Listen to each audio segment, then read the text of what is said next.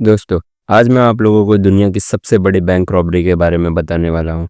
एक ऐसी bank robbery जो बिना किसी गन फाइट, बिना किसी हैकिंग या बिना किसी वायलेंस के अंजाम दी गई है, जिसमें सिर्फ एक हैंड रिटन नोट की मदद से ही पूरे $1 बिलियन यानी कि उस समय के लगभग 83,000 करोड़ रुपए चुरा लिए गए। ये दुनिया की सबसे बड़ी बैंक चोरी थी, जिसका मास्टरमाइंड खुद उसी देश का राष्ट्रपति था। आज क्रिमिनल आईक्यू पर हम बात करेंगे 2003 में हुए central bank of Iraq robbery के बारे में, जो अब तक की सबसे बड़ी चोरी मानी जाती है।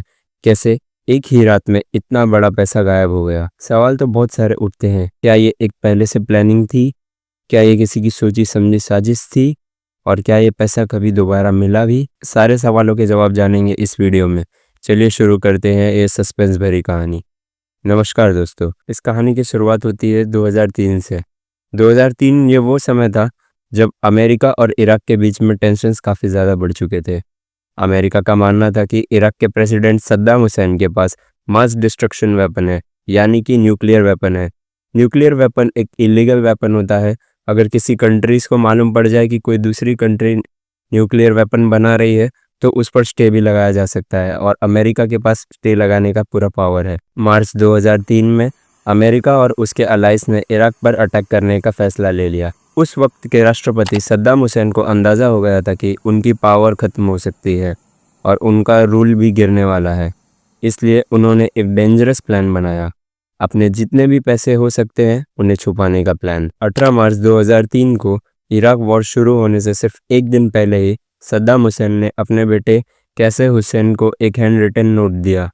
उस लेटर में लिखा हुआ था कि सेंट्रल बैंक ऑफ इराक से $1 बिलियन कैश विड्रॉल कर लिया जाए और उसे आर्मी ट्रकों में लेके आया जाए। सद्दाम हुसैन का बेटा कैसे हुसैन अपने पिता के कहने पर वैसा ही करता है। वह उसी दिन बैंक में अपने पर्सनल गार्ड्स और मिलिट्री ट्रक्स के साथ पहुंच जाता है और वहां के बैंक मैनेजर को एक लेटर देता है।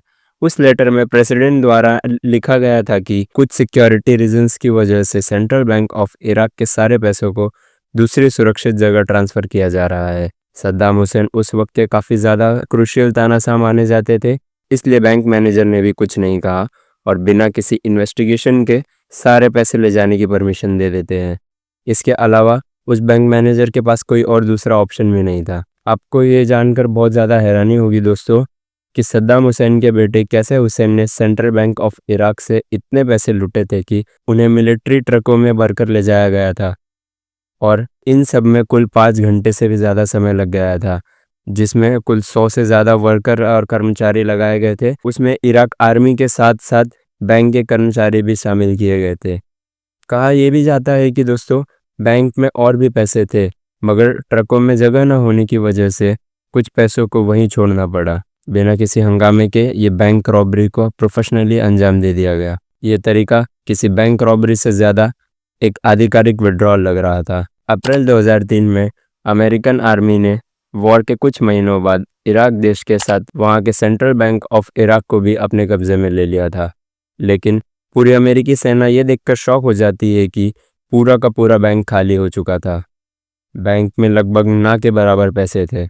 इसके बाद अमेरिकी सेना वहाँ के बैंक मैनेजर से पूछताछ करती है। पूछताछ में ये पता चलता है कि सद्दाम हुसैन के बेटे कैसे हुसैन पहले ही सारे पैसे लेकर जा चुके हैं।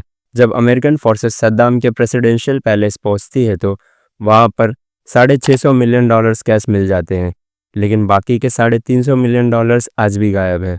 कुछ रिपोर्ट्स ये भी कहते हैं कि सद्दाम के सपोर्टर्स ने इसे डिफरेंट सीक्रेट लोकेशन में ट्रांसफ़र कर दिया होगा, और कुछ हिस्टोरियंस का ये भी मानना है कि ये पैसा किसी फॉरेन अकाउंट्स में भेज दिया गया है।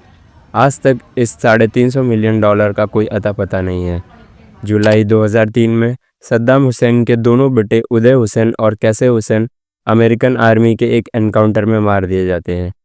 दिसंबर 2003 में सद्दाम हुसैन को एक अंडरग्राउंड हाइडआउट में छुपा हुआ पकड़ा गया। 2006 में भी सद्दाम हुसैन को अमेरिकन सरकार द्वारा फांसी दे दी जाती है, लेकिन चोरी हुआ पैसा कभी रिकवर ही नहीं हो पाया। ये एक ऐसी चोरी थी जिसमें चोरों का खुद उसी देश का हुक्मरान था। तो सवाल ये भी उठता है दोस्तों, क्या ये पैसा आज भी कहीं इराक के डेजर्ट में छुपा हो सकता है, या फिर किसी सीक्रेट ऑर्गेनाइजेशन ने इसे अपने कब्जे में ले लिया होगा, या फिर ये पैसा ब्लैक मार्केट में और सीक्रेट बैंक अकाउंट्स में ट्रांसफ़र हो चुका है। आज भी बहुत सारे सवाल हैं जिसके जवाब अभी तक नहीं मिले हैं दोस्तों। ये एक ऐसी बैंक रॉबरी थी जिसमें ना चोरों को कोई मुश्किल हुई, ना पुलिस इन्वेस्टिगेशन की ज़रूरत पड़ी, सिर्फ एक चिट्ठी ने दुनिया की सबसे बड़ी बैंक लूट को अंजाम दे दिया।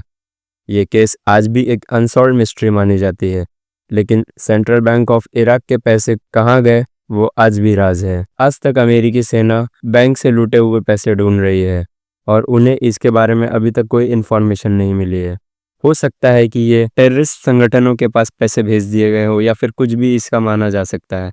अभी तक कोई भी सरकार या फिर किसी भी न्यूज़ चैनल एक मुद्दे पर नहीं पहुंचा है कि ये पैसा कहाँ है और किसके पास है। तो दोस्तों, आपको कैसी लगी ये स्टोरी, आप हमें ज़रूर बताइए। अगर आपको ये वीडियो पसंद आया है तो वीडियो को लाइक कीजिए और शेयर कीजिए और इस क्रिमिनल आईक्यू चैनल को सब्सक्राइब करिए और अपने वैल्यूएबल कमेंट्स हमें ज़रूर बताएं। तब तक के लिए मिलते रहेंगे। धन्यवाद। नमस्कार।